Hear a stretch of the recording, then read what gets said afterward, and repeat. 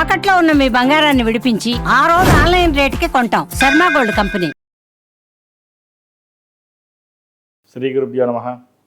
మహాగణాధిపతి నమః. శివాయ గురువే నమః. శ్రీ కామేశ్వరి దేవి నమః. ప్రేక్షకులకి శుభోదయ శుభాకాంక్షలు. నేను మీ సోమేశ్వర శర్మ. మేషం నుండి మీనం వరకు ఉన్నటువంటి రాశి ఫలితాలు నా పరిజ్ఞాన సంకర్షణ మేరకు ఈ వారం రాశి ఫలితాలను తెలియజేస్తాను. ఈ రాశి ఫలితాలు ఈ నెల 20వ తారీఖు నుంచి 26వ తారీఖు వరకు వర్తిస్తాయి.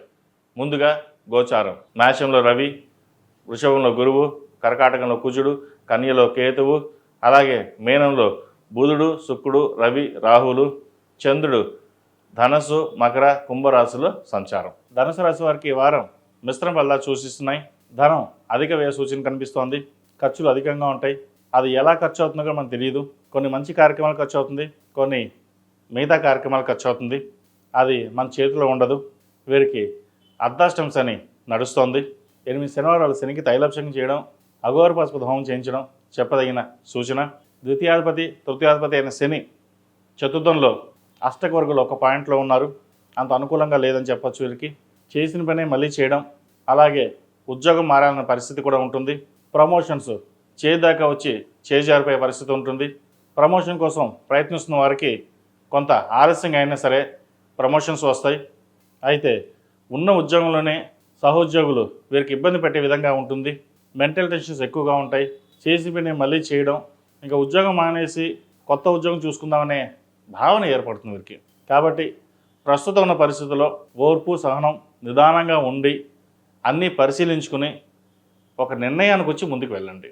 లేదా భాగస్వామి సలహాలు తీసుకుని ముందుకు వెళ్ళడం చెప్పదగినది. మెంటల్ టెన్షన్స్ ఎక్కువగా ఉంటాయి.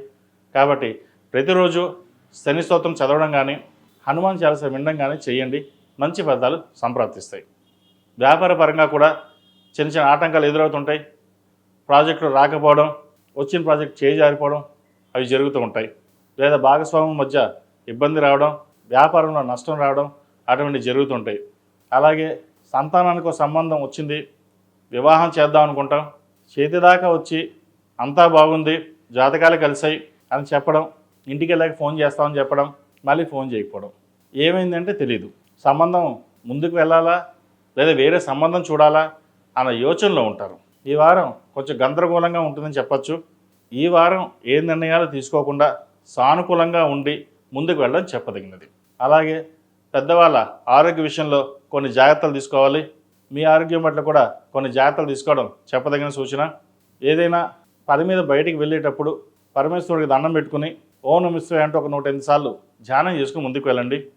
అలాగే కరంగిలి మాల ధరించడం చెప్పదగినది. వీళ్ళు నరదిష్టి అధికంగా ఉండడం, అర్ధాష్టమ శని నడవడం, నరఘోష, బంధుఘోష ఎక్కువ ఉండడం వీరికి.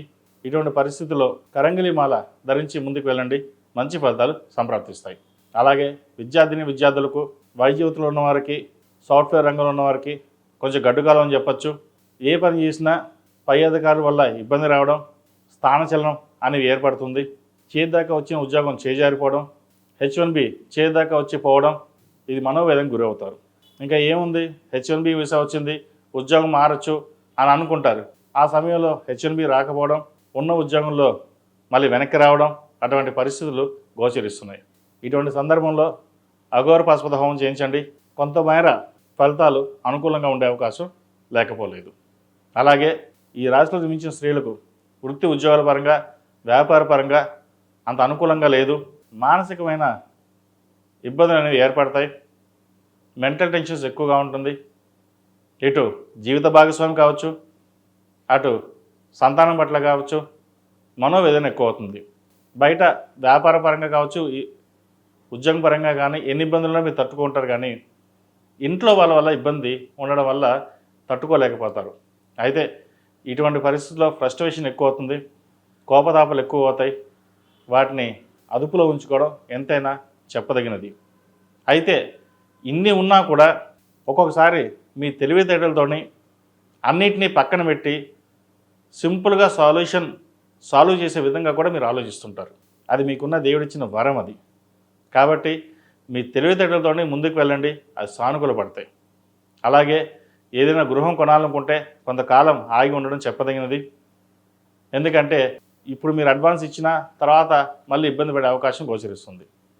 వాహన యోగం కానీ గృహయోగం కానీ ఉన్నా కూడా కొంతకాలం ఆగి ముందుకు వెళ్ళడం చెప్పదగినది. ఈ రాశివారు ప్రతిరోజు ప్రతినిత్యం ఓం నమో నారాయణ ఒత్తులతో దీపారాయణ చేయడం, సాయంత్రం పూట కానీ పొద్దున కానీ అమ్మవారికి దుర్గాదేవికి అష్టోత్తరం పఠించి కుంకుమార్చన చేయండి.